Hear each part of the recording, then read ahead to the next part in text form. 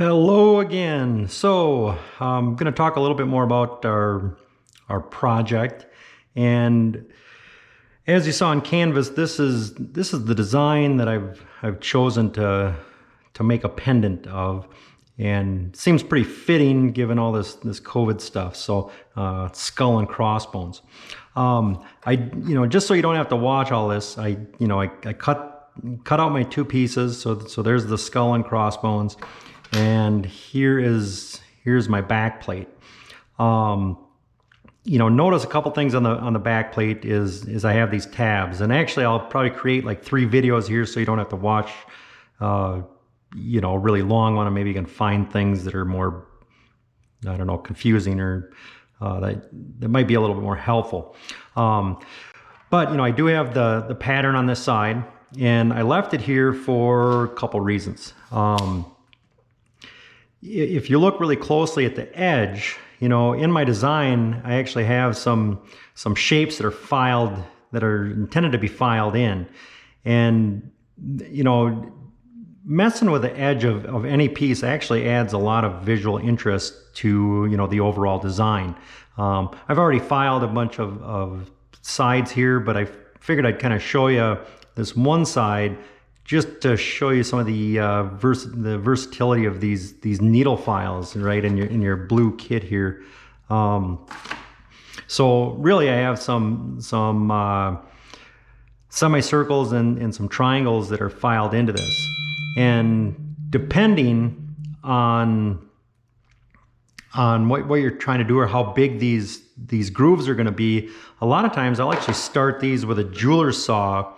And what this does is it kind of helps, let's see here. It helps just stay in line when you're using the file. So I'm just going to go up a little bit with my jeweler's saw. And let's see here. Am I in? Yep. And I'll just kind of cut on the inside of that mark. And I actually already cut that triangle out of there.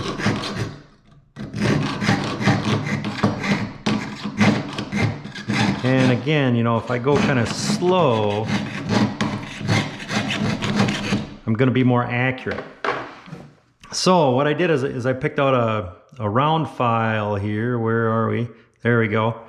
And again, whenever we're filing, I want to make sure that I have support. So I'm actually holding this perpendicular to the bench pin just so I get some resistance when I file. So I'm going to put my round file in that groove and very lightly kind of start this. If I try to push too hard, it's going to catch and it's not going to work all that great.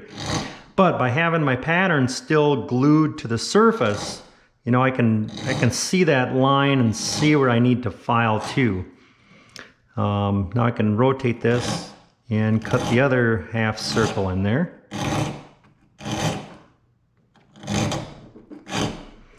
And then I can do this, clean up this triangle as well. So I have a triangular file here, and there's a bunch of different shapes of files, and you can do a lot with these. But just by adding, those grooves in the side, I think that adds a lot of visual interest to the piece. At this point, well, before I rip that off, and this will be in the next video, where my tube rivet is going to set for the bail of the pendant, I'm just gonna put my center punch mark right there, so I know where that needs to be, and then I don't have to guess. But at this point, I can pull my pattern off of there. And sometimes you just have to kind of rub it with your thumb. And then that'll actually take all the glue off as well. And I do notice that I left the plastic on the other side. So I'll make sure to take that off. But not yet. At this point, that's going to prevent some of the scratches from happening. But, now I can go in and look at these edges. So now I might have to take my needle file and angle it a little bit just to get any sharp burrs off of there. And again, you know, I mentioned this before. The worst thing you can do is give a piece of jewelry to someone that has sharp edges and, well, I'm probably not even in the video, I'm not paying attention, so that's probably a great video. But I'm just taking those sharp burrs off of there.